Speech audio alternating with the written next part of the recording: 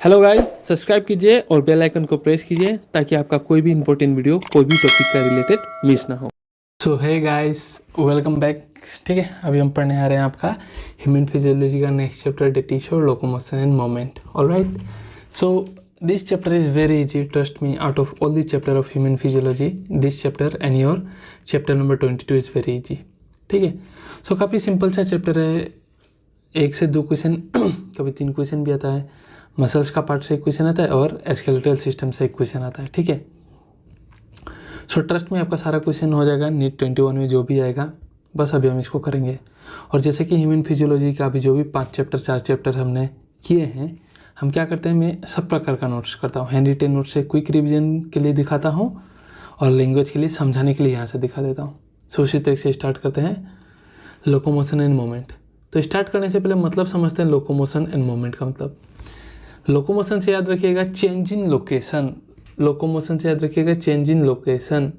Locomotion and location, लो से हमारा है ना सेंटेंस, तो LOC लोकेशन लोकोमोशन का एंड LOC लोकेशन का।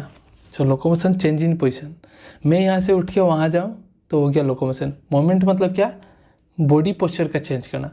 ये मेरा मोमेंट है। क्यों? क्योंकि मैं चल रहा हूँ क्या? नहीं, सिर्फ मेरा बॉडी हिल रहा है, पोस्चर हिल रहा है। ठीक है, ये नहीं कुछ भी करूँ, मैं भंगड़ा पाले करूँ या कुछ भी करूँ, ये सब क्या है आपका लोकोमोशन। पर मैं अगर यहाँ से यहाँ उठ के जाऊँ, सपोज मैं यहाँ से अगर यहाँ उठ के जाऊँ तो ये हो गया आपका मोमेंट। ठीक है, change in location, try to understand. So तो और एक सेंटेंस आ ही जाता है उससे पहले कि ऑल लोकोमोशंस आर मोमेंट। ठीक है, ऑल लोकोमोशंस आर मोमेंट। क्यों? क्योंकि आप जब एक जगह से दूसरी जगह चेंज करोगे तो आपका पोस्चर में चेंज आएगा ही। But all moments are not locomotion. All moments are not locomotion. ये देखो मोमेंट हो रहा है, क्या मेरा बॉडी का पोजीशन चेंज हुआ? नहीं ना, तो इसलिए all locomotions are not moment. ये स्टेटमेंट को ध्यान रखते हुए चलिए। सो लोकोमोशन क्या है? Is the voluntary moment. ठीक है, मोमेंट होना resulting in the change in the location, इसलिए all locomotion are moment but all moment are not locomotion. ठीक है, now locomotion and moments are interlink. Obviously locomotion और moment जो है ये इंटरलिंक है। आप ऐसा नहीं बोल सकते कि आपने लोकोमोशन किया और मोमेंट नहीं किया। अरे भाई, लोकोमोशन करोगे तो मोमेंट बॉडी में पोस्चर में चेंज आएगा ही, चाहे कोई भी हो। ठीक है, सो उसी तरीके से कोई ऑर्गेनिज्म में आपका पर्टिकुलर स्ट्रक्चर होता है जो लोकोमोशन में भी हेल्प करता है और मोमेंट में भी हेल्प करता है। ठीक है, सो जैसे कि पैरामीशियम में याद रखना एवरीथिंग, पैरामीशियम में सिलिया जो प्रेजेंट होता है। ठीक है, ये देखिए इस तरीके से इनका सिलिया प्रेजेंट होता है जो पूरे बॉडी में, वो क्या करता है, उनके लोकोमोशन में तो हेल्प करता ही है, उसके अलावा उनको जो उनका जो साइटोफेरिंक्स होता है वहाँ फूड को कलेक्शन करने में भी हेल्प करता है, फूड का मूवमेंट में भी हेल्प करता है। ठीक है, अंदर से उसका साइटोफेरिंक्स जो होता है अंदर में गलेट, वहाँ से फूड को ट्रेवल में भी हेल्प करता है। सो सिलिया डुअल काम करता है, देखो फूड का ट्रेवल मूवमेंट में भी हेल्प करेगा और लोकोमोशन में भी हेल्प करता है पैरामीशियम का। हाइड्रा होता है, उनके पास टेंटिकल्स होता है हाइड्रा के पास। ठीक है, टेंटिकल्स होता है, आपने देखा होगा स्ट्रक्चर, ये रहा है, उनके पास ऐसा टेंटिकल्स होता है जो क्या करता है, उनका प्री को तो कैप्चर करने का काम करते हैं, प्लस उनको लोकोमोशन में भी हेल्प करते हैं। ठीक है, लोकोमोशन में भी ऐसे ऐसे करके हेल्प करेंगे, चेंज इन पोजिशन। प्लस हमारा लिम्स, पाँव जो है हमारा, देखिए क्या हमारा पाँव सिर्फ मतलब दौड़ के लोकेशन चेंज करने में काम आ रहा है ना, आपका पोस्चर भी चेंज हो रहा है। आप जब ये पाँव दोगे तो आपका बॉडी ऐसा होगा, वो दोगे तो ऐसा होगा।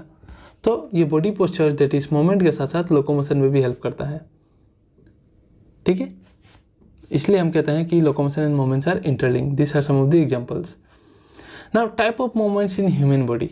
देखिए ह्यूमन बॉडी में कैसा प्रकार का मूवमेंट होता है। सो हमारे बॉडी में एमोबॉइड मूवमेंट होता है। क्या है इसका मतलब, मैं समझा दूँ। एमीबा आपको पता है, एमीबा इस तरीके से होता है स्ट्रक्चर। ठीक है, वो क्या करता है, वो कैसे मूव करते हैं, अपना सीडोपोडिया से। ये फॉल्स फीट होता है उनका। सीडोपोडिया मतलब ऐसा निकला हुआ जो होता है फॉल्स फीट, जिसमें ये जो आपका जो आपका प्रोटोप्लाज्म है उसका स्ट्रीमिंग होता रहता है। स्ट्रीमिंग होने से ये फॉल्स फीट जो है वो मूवमेंट करता है, मतलब। ठीक है, फॉल्स फीट का मूवमेंट होने का वजह से एमीबा में मूवमेंट होता है। तो ऐसा मूवमेंट जो फॉल्स फीट से होता है due to the streaming of protoplasm, इसे हम बोलते हैं आपका एमोबॉइड मूवमेंट। तो हमारा बॉडी में ऐसा कौन मूवमेंट दिखाता है ऐसा भाई? तो हमारे बॉडी में ऐसा मूवमेंट तो आपका दिखाता है मैक्रोफेजेस एंड ल्यूकोसाइट्स। ठीक है, दैट इज मैक्रोफेजेस भी WBC है, लार्ज WBC तो खा जाते हैं फॉरेन पार्टिकल को, बैक्टीरिया वेसेप्स को। ठीक है, एंड ल्यूकोसाइट्स मतलब WBC। सो इनमें क्या होता है, इनमें आपका क्या होता है बेसिकली ये जब भी दैट इज WBC, ये सपोज ब्लड कैपिलरी है, ध्यान रखिएगा इस चीज़ को, ये ब्लड कैपिलरी है और यहाँ से जब WBC अपना प्रोटोप्लाज्म का स्ट्रीमिंग करके फॉल्स फिट बनाता है वो सीडोपोडिया, और तब यहाँ से स्क्वीज आउट होता है, बाहर निकल जाता था कि अटैक कर पाए, और इस प्रोसेस को कहते हैं डायापेडेसिस, याद रखिएगा डायापेडेसिस। ब्लड कैपिलरी से WBC का रिलीज आउट हो जाना उसे बोलते हैं डायापेडेसिस। और वो कैसे मूवमेंट करेगा, तो फॉल्स फिट की वजह से हेल्प करेगा, उसका साइटोप्लाज्म प्रोटोप्लाज्म का स्ट्रीमिंग होगा और फॉल्स फिट बन के सीडोपोडिया की मदद से मूवमेंट करेगा एमीबा की तरह, इसलिए हम इसे एमीबिड मूवमेंट कहते हैं। ठीक है, याद रखिएगा example macrophages and leucocytes. Now इनमें एमीबिड मूवमेंट में हम लोग का बॉडी में साइटोस्केलेटन एलिमेंट माइक्रोफिलामेंट हेल्प करते हैं, याद रखिएगा। साइटो मतलब साइटोप्लाज्म, स्केलेटल मतलब साइटोप्लाज्म में भी स्केलेटल्स प्रेजेंट रहते हैं, स्केलेटल सिस्टम्स जैसे माइक्रोफिलामेंट, ठीक है, माइक्रोट्यूब्यूल एंड इंटरमीडिएट फिलामेंट, जो कि सेल चैप्टर में हम पढ़े हैं। तो एमोबिड मूवमेंट में पर्टिकुलरली कौन हेल्प करता है, तो माइक्रोफिलामेंट, ध्यान रखना है। सिलियरी मूवमेंट मतलब सिलिया से मदद होगा भाई, जैसे हमारा ट्रेकिया में सिलिया प्रेजेंट रहता है। आप जब छींकते हो तो क्या होता है, छींकते हो मतलब फॉरेन पार्टिकल्स बाहर चला जाता है। सांस लेते समय अगर कोई है आपका गया तो सिलिया जो होता है आपका ट्रेकिया में उसे ट्रैप कर लेता है और एक डायरेक्शन में से पुश कर देता है, जिसकी वजह से आप छींकते हो। ठीक है, और ओविडक्ट, ऐसे पता ही आपको, ओविडक्ट का मूवमेंट जो है वो सिलिया की मदद से होता है। ठीक है, एंड मस्कुलर मूवमेंट मतलब भाई मसल्स, मूवमेंट ऑफ लिम्ब है, जो टांग सब मसल ही भाई। ऑलराइट, सो एमीबिड मूवमेंट ऑलरेडी हमने देख लिया, सिलियरी मूवमेंट ऑलरेडी हमने देख लिया। ठीक है, तो remove foreign particles and oviduct मतलब पासेज ऑफ ओवम। देखिए ये जो ओवम हुआ ये सिलिया इसको ऐसा करके लेते जाएगा क्योंकि ओवम आर नॉन मोटाइल, और ये देखिए ट्रेकिया में सिलिया होता है जो डस्ट पार्टिकल को बाहर फेंकेगा। और ये भैया, ठीक है, बहुत बड़ा ना भैया, जिम है सबसे भैया, जिम है सबसे बड़ा। ठीक है, पोस्चर जो भी आपका चेंज हो रहा है यही है, कर लो भाई एक्सरसाइज, लॉकडाउन में बैठ के मोटे मोटे हो जाओ सब। राइट, उसके अलावा फ्लैजिला से अगर मूवमेंट होता है तो उसे हम कहते हैं फ्लैजिलर मूवमेंट। ठीक है, तो हमारे बॉडी में फ्लैजिला से मूवमेंट कौन करता है, तो स्पर्म, क्योंकि स्पर्म का टेल जो होता है वो फ्लैजिला का बना हुआ रहता है। सो फ्लैजिलर मूवमेंट्स हमको स्पर्मेटोजोआ में दिखाई देता है जब वो मूव करते हैं, स्विमिंग करते हैं। ठीक है, उसके अलावा स्पॉन्जेस में जो उनका वाटर करंट कैनल सिस्टम होता है उसमें वो हेल्प करता है आपका फ्लैजिला, प्लस प्रोटोजोएंस लाइक यूग्लेना में भी हेल्प करता है लोकोमोशन में।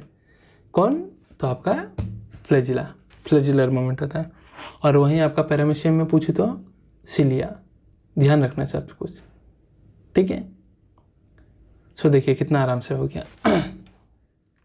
अभी डिटेल्स में पढ़ेंगे ह्यूमन मस्कुलर सिस्टम को। ठीक है, सो इसको मैं बहुत बढ़िया से अपना एक शॉर्ट नोट से पढ़ा दूंगा, पहले आप देख लीजिए कुछ बातें कि हम लोग का जो मसल्स हो रहा है। पहला बात तो एम फॉर मसल्स, तो वो मेसोडर्मल से ओरिजिन होता है, इसको ध्यान रखना है। हार्ट भी मेसोडर्मल बता चुका था जो बुक में, उतना तो ध्यान रखना चाहिए ऑलरेडी। और हम लोग का बॉडी वेट जितना भी है, आज मेरा अगर 100 किलो है तो उसमें से 40 से 50% मेरा बॉडी वेट मसल की वजह से होता है। मसल सब गायब, सिर्फ हड्डी रहे तो मेरा 40 किलो ही बचेगा, आउट ऑफ 100 किलो 50 किलो ही बचेगा। ठीक है, मसल से एक्साइटिबिलिटी, मसल से एक्साइट होते हैं जब न्यूरोमस्कुलर जंक्शन आता है, एक्शन पोटेंशियल जनरेट होता है। हम मैकेनिज्म में पढ़ेंगे मसल कॉन्ट्रैक्शन में, जिसकी वजह से कॉन्ट्रैक्शन होगा। मसल आर वेरी एक्सटेंसिव, ठीक है, एक्सटेंसिव होता है, एक्सटेंसिबिलिटी प्रोवाइड होता है, and elasticity that is very flexible. देखो अगर डांसों में कोई अपना गर्दन उल्टा भी कर देता है, you know, they are so flexible. So muscles का ऐसा प्रॉपर्टी है। ठीक है, triple E C. Now based on the locomotion, locomotion के बेस में, सॉरी लोकेशन के बेस में कि कहाँ प्रेजेंट है मसल, 3 प्रकार का मसल होते हैं। एस्केलेटल मसल जो हमारे एस्केलेटल के साथ प्रेजेंट रहेंगे, जो भी मसल ये सब देखो, बाइसेप, ट्राइसेप, ये सब मसल। ठीक है, इस मसल्स में आपको alternate light and dark band दिखाई देता है। ठीक है, alternate light and dark band दिखाई देता है, जिसकी वजह से हम इसे स्ट्राइटेड मसल भी कहते हैं। और ये मसल मेरे कंट्रोल में है। देखिए मैं बोलूँगा सो योर बाइसेप, तो बाइसेप दिखाओगे, मैं बोलूँगा हाथ उठा तो हाथ उठाए, तो ये मेरे कंट्रोल में है। So this are also known as voluntary muscle. Visceral muscle जो है, विसरल मतलब याद रखना इंटरनल ऑर्गन्स। ठीक है, तो ये इंटरनल ऑर्गन्स में प्रेजेंट रहते हैं, जैसे हमारा इंटेस्टाइन हो गया, एलिमेंट्री कैनल हो गया। तो काम क्या है, एलिमेंट्री कैनल से क्या होगा, ट्रांसपोर्ट ऑफ फूड। और यहाँ कोई स्ट्रेशन आपको दिखाई नहीं देगा, alternate light and dark band दिखाई नहीं देगा। And this are also called as smooth muscle, क्योंकि स्ट्रेशन नहीं है तो इसे स्मूथ मसल कहा जाता है। कार्डियक मसल जैसे कि आपको पता है हार्ट में प्रेजेंट होगा। ठीक है, और कार्डियक मसल में इस तरीके से इंटरकलेटेड डिश होता है, ठीक है, आपस में कम्युनिकेशन करने के लिए। इसे आप कहते हो, इस कम्युनिकेशन जंक्शंस को आप कहते हो इंटरकलेटेड डिश। कार्डियक मसल भी स्ट्रेशन दिखाता है, ठीक है।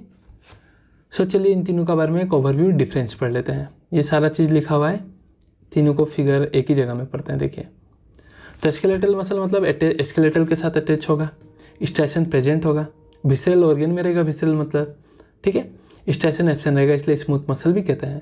कार्डियक मसल हार्ट वाल्व में रहेगा, स्ट्रेशन रहता है।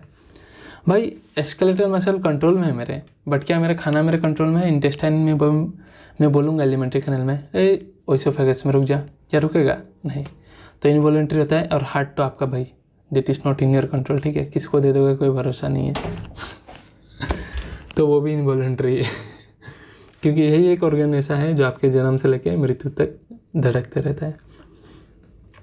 फिर ओबियसली स्केलेटल मसल का इतना काम है तो रिच ब्लड सप्लाई तो होगा ही, ठीक है। विसरल मसल में पुअर होता है, हार्ट तो पंपिंग करता है तो वहाँ भी रिच होता है, ठीक है। आपको स्केलेटल मसल में मल्टी न्यूक्लिएटेड कंडीशन दिखाई देगा, बहुत सारा न्यूक्लियस होता है। और जब एक सेल में बहुत सारा न्यूक्लियस होने से उस कंडीशन को हम सिंसिटियम भी कहते हैं, ध्यान रखना। और बाकी दो जो है वो यूनी न्यूक्लिएटेड होते हैं, ठीक है। सिंस यहाँ काम ज़्यादा है तो माइटोकॉन्ड्रिया ज़्यादा होता है, यहाँ कम है, और यहाँ ज़्यादा है, हार्ट का भी ज़्यादा काम है, ठीक है। सो देखिए एट ए ग्लेंस हम तीनों मसल्स को कितना बढ़िया से हमने पढ़ लिया, ठीक है। सो अभी हम पढ़ेंगे आपका स्ट्रक्चर ऑफ स्टैटिक मसल्स का, ठीक है। अभी मैं ये पढ़ूंगा और अपनी नोट से आपको एक बार दिखाना चाहता हूँ। बाद में ये जितना भी ये पैराग्राफ है ना, पानी हो जाएगा ट्रस्ट में। सो आइए मसल्स आपका सारा चीज़ में क्लियर करूँगा ट्रिक के साथ, ठीक है। सो हम लोग का ये सपोज ये मसल है स्केलेटल मसल, ठीक है। स्केलेटल मसल के बारे में स्टडी करेंगे डिटेल्स में। इसको अगर मैं ऐसा काट दूँ और आप वहाँ से देखो तो आपको ऐसा ही दिखाई देगा ना, ये फिगर की तरह, राइट। तो यहाँ से अभी देखेंगे हम, तो ये पूरा मसल्स हो गया, ठीक है। हम लोग का मसल्स में दुनिया भर का ऐसा मसल बंडल होते हैं, इस तरीके से मसल बंडल होते हैं दुनिया भर का, उसे आप बोलते हो मसल बंडल और फेसिकुलाई, ध्यान रखना, ठीक है। और मसल बंडल के आपका अंदर में, मसल बंडल्स के अंदर में आपका होता है मसल सेल्स, जिसे आप मसल फाइबर कहते हो दुनिया भर का। इस तरीके से कहाँ होगा? तो मसल बंडल के अंदर में होगा, फेसिकुली के अंदर में होगा, ठीक है। तो इस तरीके से बहुत सारा मसल में बंडल्स होते हैं फेसिकुली, और ये फेसिकुली आपस में एक दूसरे से जुड़े होते हैं with collagenous connective tissue. Collagenous connective tissue से आपस में जुड़े रहते हैं, उसे आप बोलते हैं फेसिया। फेसिकुली जुड़ा हुआ है फेसिया से, ठीक है। सो देखिए ये दिखा के रखा हुआ, वहीं से बंडल में निकाल के दिखाई, देखिए बंडल। सो आपस में जुड़े हुए हैं ये क्या चीज़ से? तो फेसिया से, जो कि कोलाजिनस कनेक्टिव टिश्यू होता है। और इस बंडल्स के अंदर में आपको देखिए दुनिया भर का फिलामेंटस सेल दिखाई देगा, that is your muscle fibre या मसल सेल कहते हैं, ठीक है। अब क्या होता है कि देखिए मसल बंडल के अंदर में आपको क्या दिखाई दिया? मसल के अंदर में दुनिया भर का मसल बंडल, और मसल बंडल के अंदर में आपको दिखाई देगा muscle fibre cell, that is muscle cell. और मसल सेल्स के अंदर में आपका कुछ पैरेलली अरेंज फिलामेंट होते हैं, ये सेल्स के अंदर का बात कर रहा हूँ, ठीक है, जिससे आप बोलते हो मसल फिलामेंट या मायोफाइब्रिल्स। मसल सेल के अंदर में फिर फिलामेंट है जिसे आप बोलते हो मसल फिलामेंट या मायोफाइब्रिल्स, जो कि प्रोटीन फिलामेंट्स होते हैं, ठीक है, प्रोटीन के बने हुए रहते हैं। पूरा एनसीईआरटी का लैंग्वेज में कवर अप कर रहा हूँ। तो ये प्रोटीन फिलामेंट दो प्रकार के होते हैं स्केलेटल मसल में। एक तो होता है आपका थिक फिलामेंट जो मोटा होता है, एक होता है आपका थिन फिलामेंट। एक ट्रिक दूंगा सब याद हो जाएगा, आप देखो बस। मसल सेल के अंदर में फिलामेंट होते हैं, मसल फिलामेंट प्रोटीन के। एक होता है मोटा जिसे आप बोलते हो थिक, एक होता है पतला जिसे बोलते हो थिन, ठीक है। सो मोटा वाला होता है, ऑब्वियसली मोटा है तो क्या बोलोगे sir? Dark Ben. Dark Ben को हम एनेसोट्रोपिक बेन भी बोलते हैं, ठीक है। और इसे हम, ये आपका मायोसिन बनाता है, डार्क बेन जो पोर्शन होता है वो आपका मायोसिन बनाता है, ठीक है। मायोसिन भी कहते हो, मेड अप ऑफ मायोसिन। पतला वाला जो पतला है तो उसे लाइट बेन भी कहते हैं, आइसोट्रोपिक बेन भी कहते हैं, या फिर that is made up of actin. वो एक्टिन का बना रहता है इसलिए हम उसे थिन फिलामेंट कहते हैं। तो एक ही नाम है सबका अलग अलग। सो इसका एक सिंपल सा ट्रिक आप याद रख लेना, खेल खत्म है। प्रोटीन फिलामेंट का दहम लीज, क्या? तो दहम लीज क्या है इसमें? सो डी से आपका डार्क बेन, ठीक है, डार्क मतलब ऑब्वियसली मोटा, तो थिक फिलामेंट। ए से उसे आप एनेसोट्रोपिक भी कहते हो, ठीक है। और सपोज ये अगर डार्क बेन है ना, इसमें जो लाइन जाता है वो होता है एम लाइन, ठीक है। तो एच जोन में होता है आपका बीच से जाने वाला एम लाइन। तो दहम में आपका एच आता है और एम भी आता है, ठीक है। एम मतलब एम लाइन, और एच जो होता है आपका वो एक्सक्लूसिवली मायोसिन जोन होता है, जो कि थोड़ी देर में आपको स्केलेटल स्ट्रक्चर में पता चलेगा। और लीज मतलब क्या, देखो लीज मतलब एल से लाइट बेन, आइसोट्रोपिक बेंड भी कहते हो, और लाइट बेंड का बीच से जो लाइन जाता है उसे आप कहते हो जेड लाइन। जेड मतलब जेड लाइन। ये क्या है थोड़ी देर में स्ट्रक्चर में समझा दूंगा। और दूसरा चीज़ मोटा पतलापा में ये भी तुम बता सकते हो कि देखो दहम 4 वोल्ट से बना हुआ है, मतलब ये बड़ा है, मतलब मोटा होगा, एंड लीज 3 से बना है, तो ये आपका थिन फिलामेंट होगा। So one trick and everything clear, muscle fibre खत्म, क्लियर। स्ट्रक्चर तो मैं अभी बता ही दूंगा, ठीक है।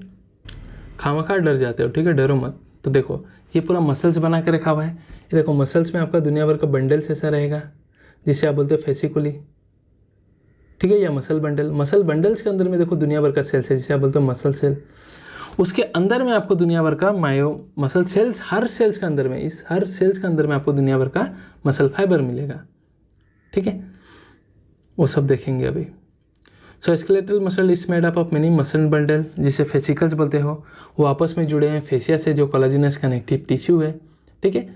और हर फेसिकल बंडल के अंदर में दुनिया भर का मसल फाइबर है, मतलब मसल सेल है ना। Muscle fibres are lined by plasma membrane. ये अगर सपोज एक मसल सेल है, ध्यान रखना, ये मसल सेल है, तो ये मसल सेल का जो प्लाज्मा मेम्ब्रेन होगा ना, उसको आप बोलोगे सर्कोलेमा, ठीक है। उसको आप क्या बोलोगे, सर्कोलेमा, जो कि आपका, और नॉर्मल सेल का प्लाज्मा मेम्ब्रेन को मसल में हम सर्कोलेमा बोलते हैं। नॉर्मल सेल का साइटोप्लाज्म को हम साइटोप्लाज्म बोलते हैं, पर प्लाज्मा में in case of muscle cell उसे आप सर्कोप्लाज्म बोलोगे, ठीक है।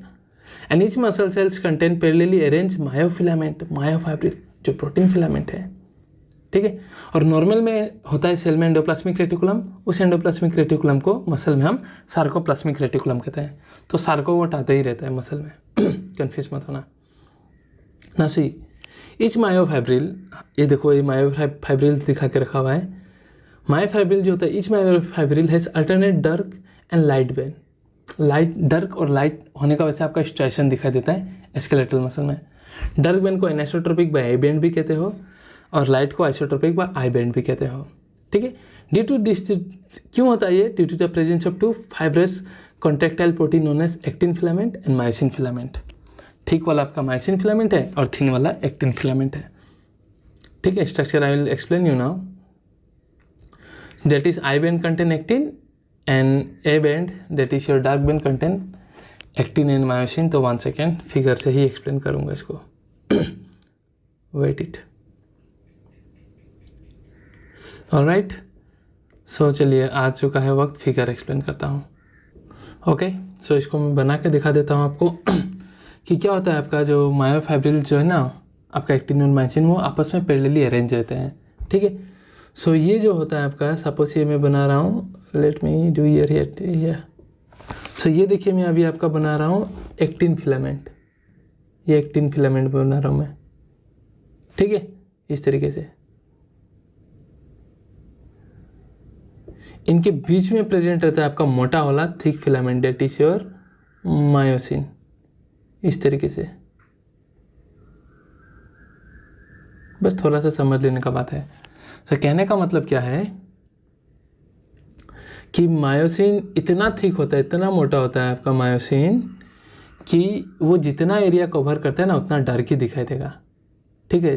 कहने का मतलब ये है कि ये देखिए इतना एरिया जो है, ये वाला देखिए मायोसिन ने ये जो है आपका, ये एक्टिन है, ठीक है, थिन फिलामेंट है, और ये जो है आपका मायोसिन है, thick filament. Now what is I bend and your A bend, ठीक है। आई मतलब isotropic, that is light bend. So light bend जो है आपका इतना आएगा, सिर्फ ये वाला, ये आपका आई बेंड है, ठीक है, ये आपका आई बेंड है। क्यों? क्योंकि यहाँ देखिए मायोसिन आ गया, और मायोसिन इतना मोटा है कि अगर पतले के बीच में गया तो मोटा ही दिखेगा, ठीक है। इतना मोटा होता है कि ये पतला मतलब दिखाई नहीं, लाइट वो लाइट नहीं रहेगा, वो डार्क बेंड हो जाएगा। सफ़ेद के ऊपर अगर काला लगा दो तो काला ही दिखेगा ना, वही चीज़ है ये। तो ये ओवरलैपिंग जो रीजन है ना, वो भी आपका काला दिखने लगता है। तो आपका डार्क बेंड क्या हो गया?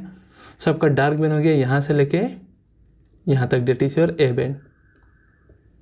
सॉरी मिटना नीचे, ठीक है, ए बेंड।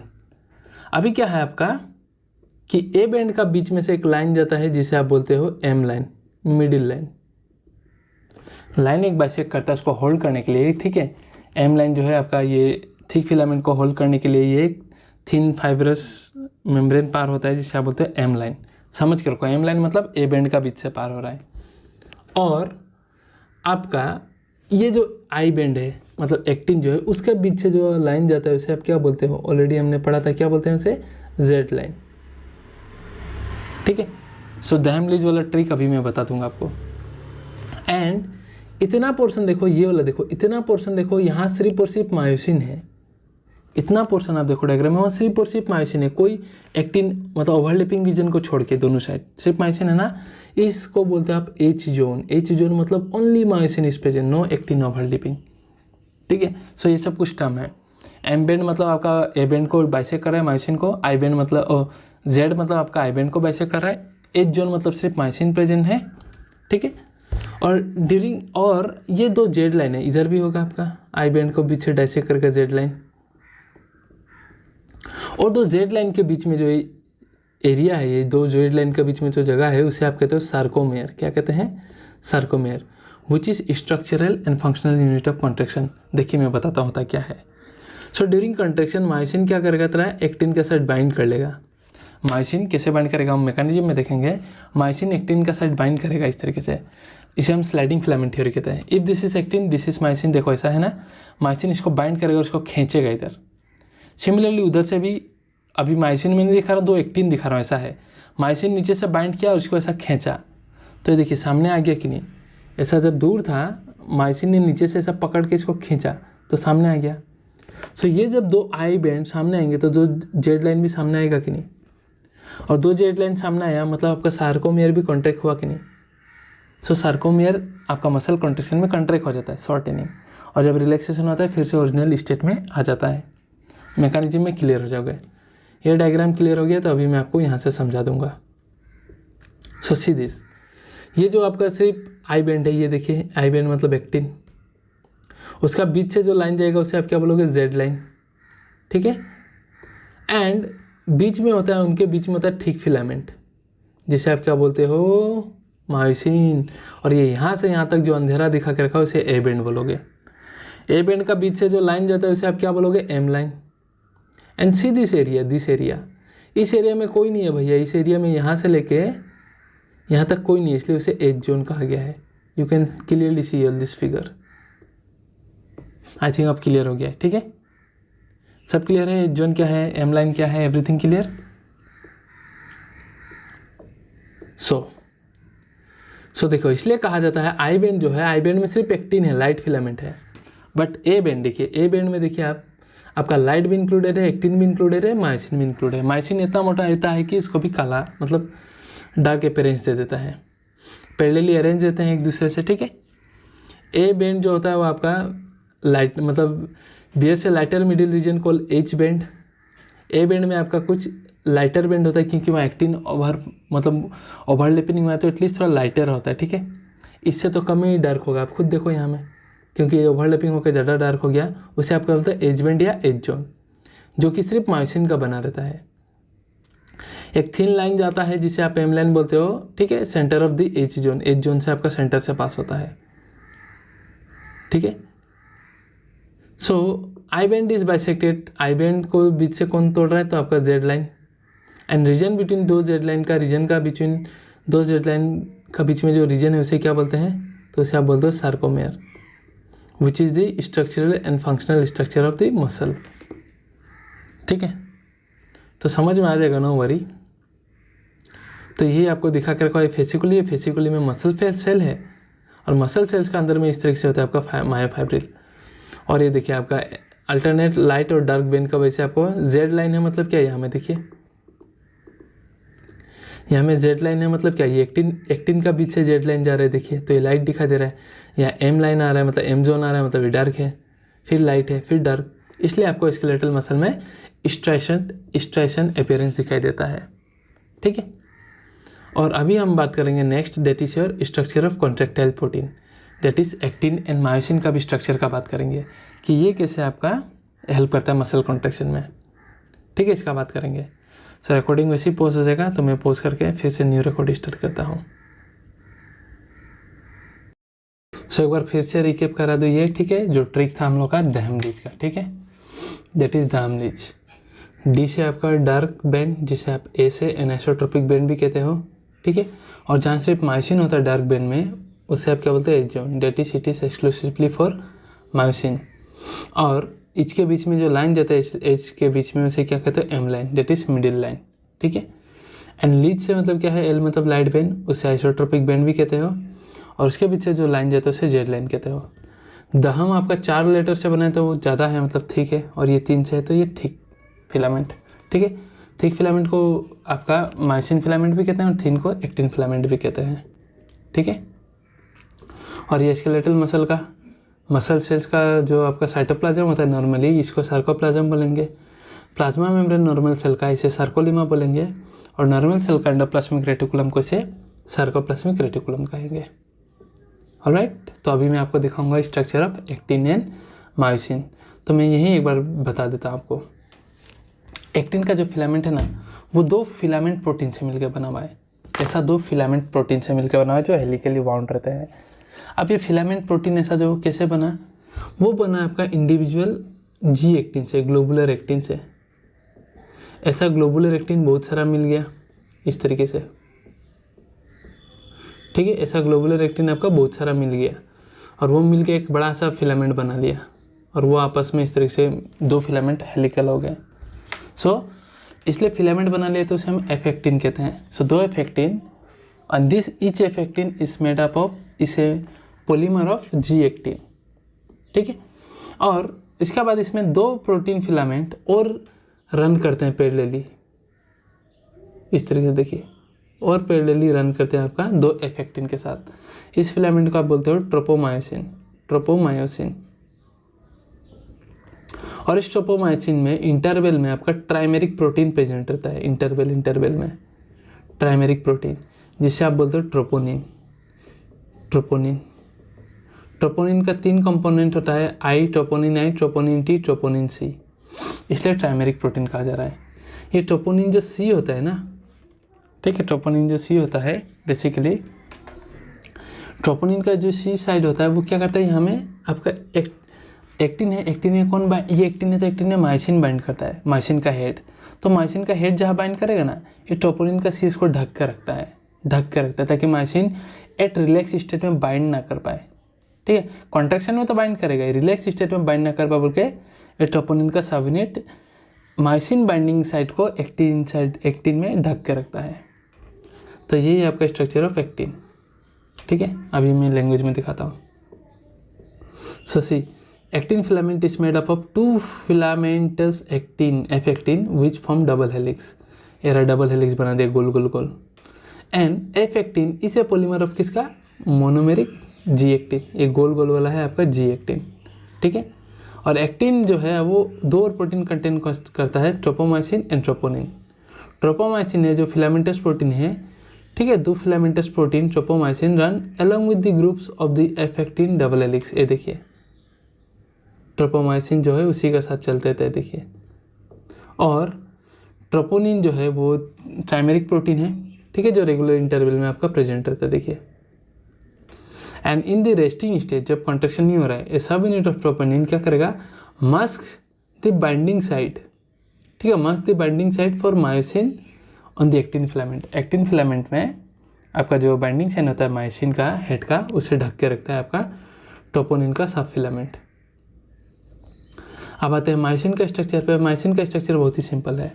ये देखिए, जो थिक फिलामेंट है ना मायोसिन, ये एक मायोसिन नहीं है, इसमें दुनिया भर का मायोसिन है। ये रहा, इस तरीके से दुनिया भर का सब यूनिट है, मतलब तब जाके आपका मायोसिन बनता है। सो ये सब यूनिट को आप क्या बोलते हो, मेरोमायोसिन।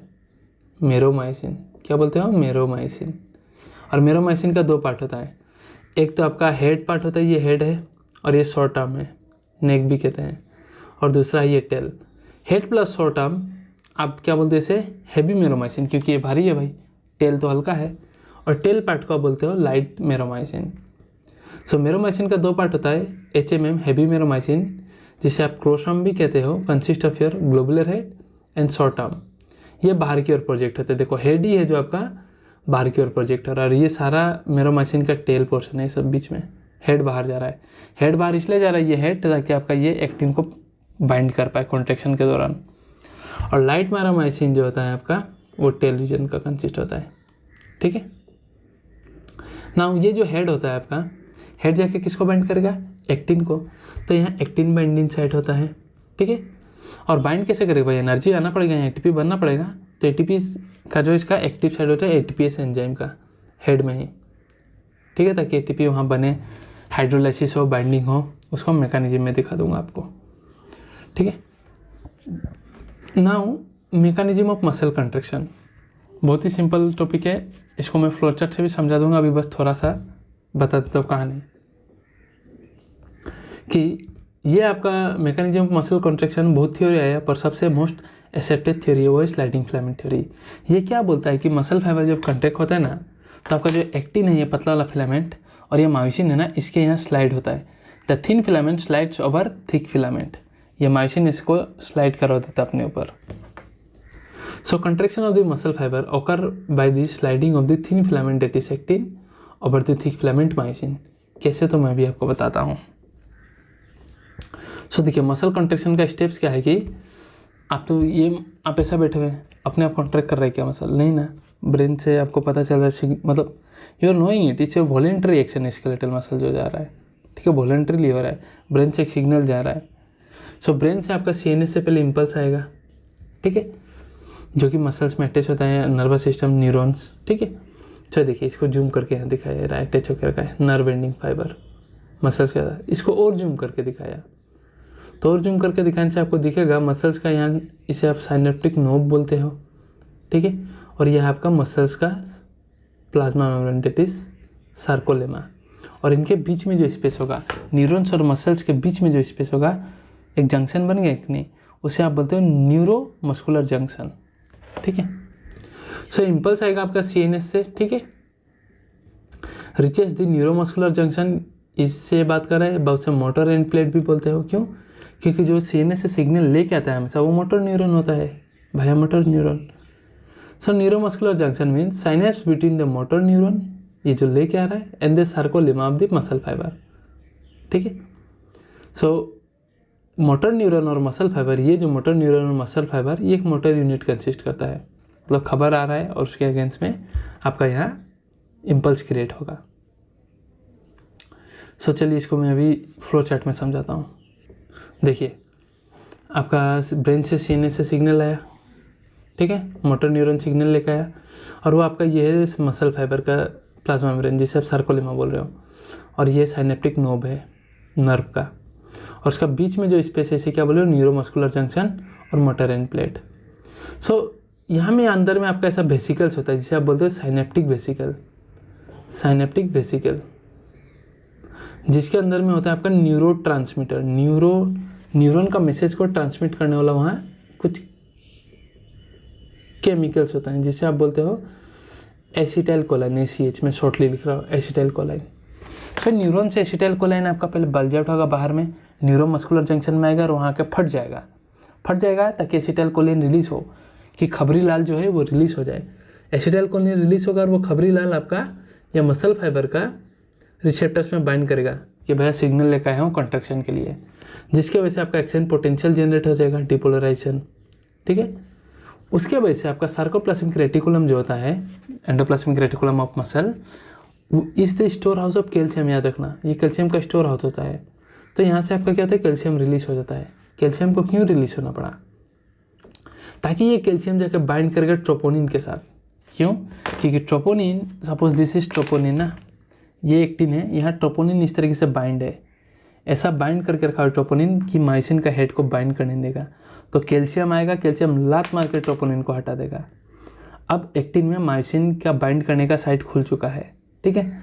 अब मायोसिन क्या करेगा, उसका हेड जो है लाही से यहाँ बाइंड करेगा और क्रॉस ब्रिज बना लेगा और लाही से इसको पुल करेगा, कॉन्ट्रैक्शन। फिर से ये क्रॉस ब्रिज टूट जाएगा और रिलैक्स हो जाएगा। तो यही होता है कॉन्ट्रैक्शन में, ये एक्टिन जो है वो छोटा हो जाता है।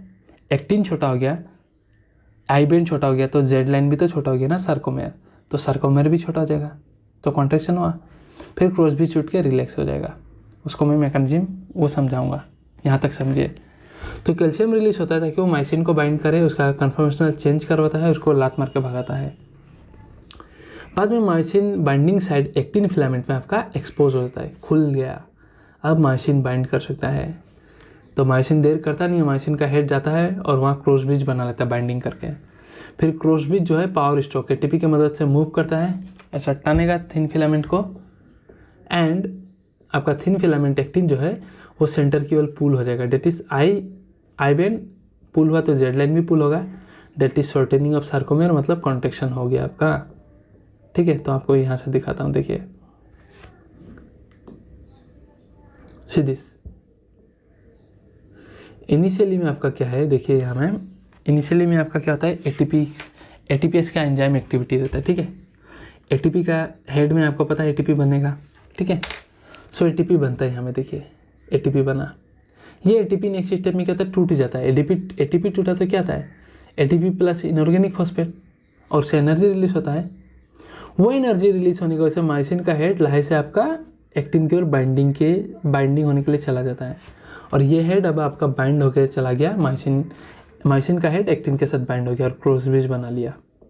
ठीक है, क्रॉस ब्रिज बना लिया, फॉर्मेशन ऑफ क्रॉस ब्रिज। तो क्या करेगा, अब लाइसे स्लाइडिंग करवाएगा। ये एक्टिन जो हेड है लाइसे इसको स्लाइडिंग करवाएगा इस तरीके से।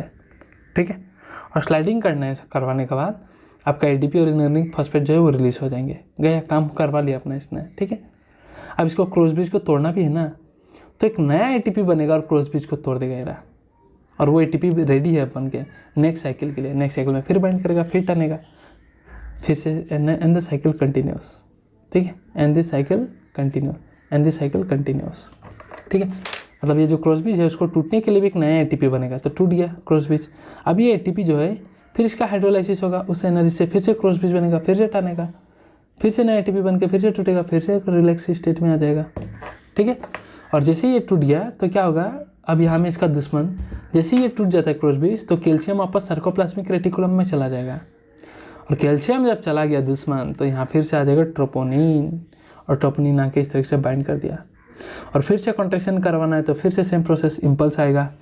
ठीक है, सार्कोप्लाज्मिक रेटिकुलम से कैल्शियम निकलेगा, कैल्शियम जाके इसको फिर से लात मारेगा, और फिर एटीपी हाइड्रोलाइसिस होकर फिर से क्रॉस ब्रिज होकर पावर स्ट्रोक बनेगा।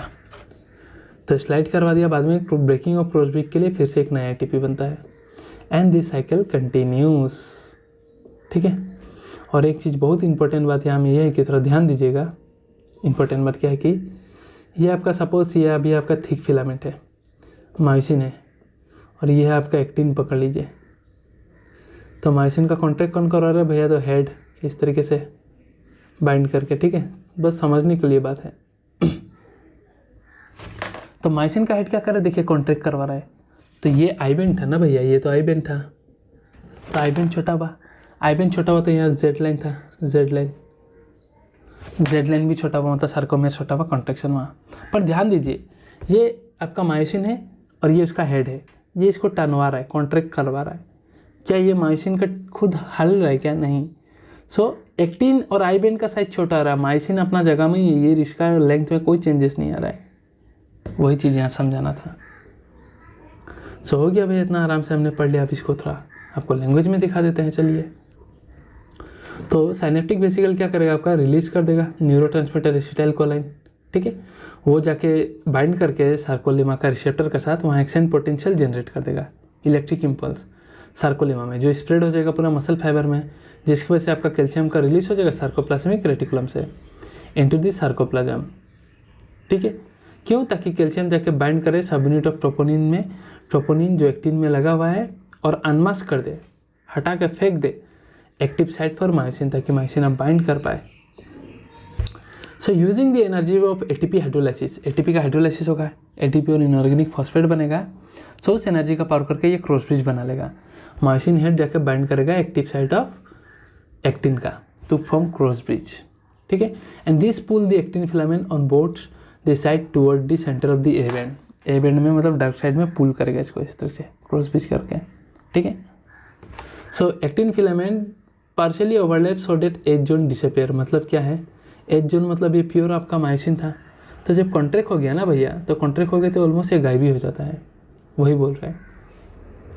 और जेड लाइन भी, Z line attach to the actin, वो भी पुल होता है इनवर्ट की ओर, जिसकी वजह से जेड लाइन का शॉर्टनिंग होता है, that is shortening of your sarcomere which is your contraction. तो आई बैंड आपका शॉर्ट हो जाता है, मैंने ऑलरेडी बोला, पर ए बैंड अपना लेंथ में ए बैंड का कुछ चेंजेस नहीं होता है, ठीक है। सो वही ये ऑलरेडी ये फिगर मैंने आपको एक्सप्लेन कर दिया, कोरोस पिच बनना, स्लाइडिंग करना, ब्रेकडाउन होना, ऑलराइट। और बाद में आपका देखिए ये फिगर में है, ये देखिए myosin releases ADP plus inorganic phosphate और अपना रिलैक्स स्टेट में चला जाएगा और फिर से एक न्यू एटीपी आके बाइंड करेगा और क्रॉस ब्रिज को तोड़ेगा, and this cycle is again ready for another contraction. So the ATP is again hydrolyzed by the myosin head and the above process are repeated. Further sliding करवाएगा। और जब calcium ion आपका दोबारा sarcoplasmic reticulum में आ जाएगा तो actin filament फिर से मास्क हो जाएगा बाय ट्रोपोनिन, ठीक है। और जेड लाइन ओरिजिनल पोजीशन में आ जाएगा, that is relaxation. So contraction टूटा रिलैक्सेशन, कॉन्ट्रैक्शन टूटा आके जुड़ा रिलैक्सेशन, ट्रोपोनिन आके जुड़ा रिलैक्सेशन। सो यही होता है हम लोग का कॉन्ट्रैक्शन रिलैक्सेशन और रिलैक्सेशन, इसी को हम बोलते हैं स्लाइडिंग फिलामेंट थ्योरी, ठीक है। नाउ अभी क्या होता है कि आप जब भी दौड़ते हो ज़्यादा एक्सरसाइज करते हो तो आप देखना आपको ये हो रहा है, मतलब ब्रीदिंग रेट बढ़ता है। वाई ब्रीदिंग रेट बढ़ता नहीं है, इसका मतलब ये है कि आपका ब्रीदिंग रेट बढ़ने का मतलब आपका शरीर में एनर्जी चाहिए। और एनर्जी कहाँ से मिलेगा? एनर्जी मिलेगा जब आपका बॉडी में ग्लूकोज जो है वो कम्प्लीटली ऑक्सीडाइज होगा इन प्रेजेंस ऑफ O2, तभी तो ज़्यादा एटीपी मिलेगा, क्योंकि आप इतना एक्सरसाइज कर रहे हो, आपको ज़्यादा एटीपी चाहिए। और अगर उतना इनफ ऑक्सीजन नहीं ले पाने से आपका बॉडी में जो ग्लाइकोजन है, जो ग्लूकोज से मिल के बना हुआ है, रिजर्व फूड है मेरे बॉडी में, एनिमल बॉडी में, वो ग्लूकोज में तो टूटता है, ठीक है। ग्लूकोज में तो टूटा, ग्लूकोज से वो पायरुविक एसिड तो बना ग्लाइकोलाइसिस करके, पर सिंस ऑक्सीजन उतना नहीं मिल पाने का वजह से ये पायरुविक एसिड आपका ऑक्सीजन कम होने का वजह से ये एनएरोबिकली लैक्टिक एसिड बना देगा और एसिड बॉडी में ऐसा डिपॉजिट हो जाएगा, जिसकी वजह से आपको थकान आएगा।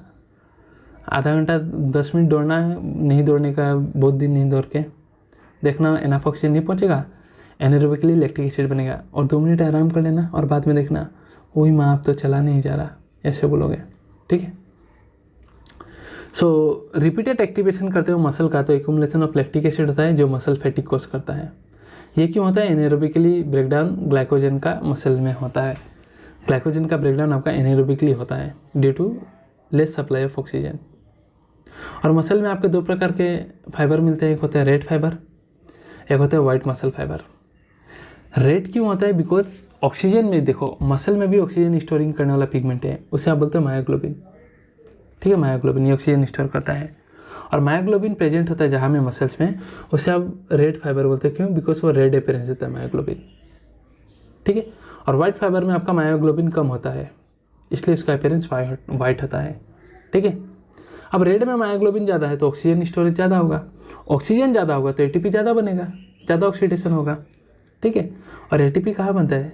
माइटोकॉन्ड्रिया में। तो रेड में मसल फाइबर में आपका मोर माइटोकॉन्ड्रिया होगा। ऑक्सीजन है तो एनेरोबिक क्यों करना है भैया? एरोबिक मेटाबॉलिज्म करेगा ये, ठीक है।